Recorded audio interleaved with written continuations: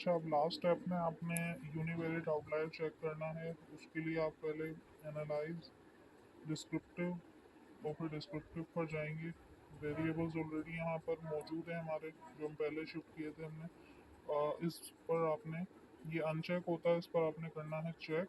तो ये आपको जी स्कोर क्रिएट करके देगा। ओके करना है और फिर इस विंडो को यहाँ से हम हटा देते हैं। तो ये हमें नज़र आ रहा है अभी जो स्क्रीन खाली थी, यहाँ पर तमाम जी स्कोर हमारे उन क्वेश्चंस के क्रिएट हो गए। जितने हमारे क्वेश्चन है उतने जी स्कोर के कॉलम्स यहाँ पर ऐड हो गए हैं। इसमें आपने वन बाय वन देखना होगा कि आपका जो डेटा है -3.29 से छोटा ना हो और +3.29 से बड़ा ना हो। अगर ऐसा है तो वो आपने फिर उसको डिलीट नहीं करना होगा, बल्कि उनके रिस्पेक्टिव रिस्पॉन्सेज यानी कि उन रिस्पेक्टिव क्वेश्चंस पर जाकर उस डेटा को आपने नियरेस्ट नंबर से या रिस्पॉन्सेज चेक कर वो चेंज करना होगा, रिप्लेस करना होगा। तो जैसे अभी मैंने ये एक्सेल की एक शीट पर बनाकर रखा हुआ है एक टेबल छोटा सा। अब इसमें मेरे पास -3.29 है। इससे जो भी लेस, यानी कि माइनस में हमारी जो बड़ी वैल्यू है जाहिर है ये लेस होती हैं।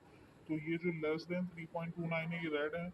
हमें इस पर इनको हमें डिलीट करना पड़ेगा अगर हमारे डेटा में आ रही हैं।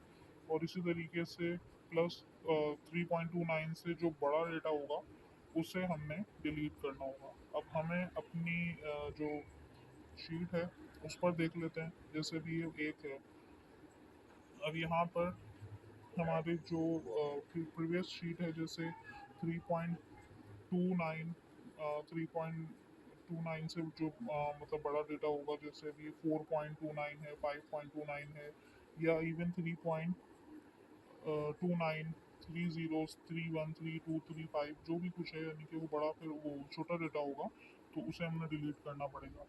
ये -0.206 समथिंग कुछ है। तो ये जो है हमारा छोटा डेटा है। अब हमें ये देखना होगा कि इसमें जैसे ये है 1, 2, 3 ये सब सही है डेटा। अगर मेरा डेटा 3.29 -3.29 से छोटा आ रहा है, यानी कि 4, 5, 6 वगैरह आते हैं, तो उसे डिलीट करूंगी, लेकिन इसके अंदर फिलहाल नहीं है। अब ये तो एक हमने कॉलम चेक किया है, इसी तरह से दूसरा, तीसरा, चौथा तमाम कॉलम्स को वन बाय वन चेक करना होगा। उसका एक आसान तरीका ये है कि आप इसको असेंडिंग कर लें, तो जो तमाम बड़ी वैल्यूज़ हैं वो ऊपर आ जाएंगी। ये सब असेंडिंग में है और तमाम डेटा ठीक है।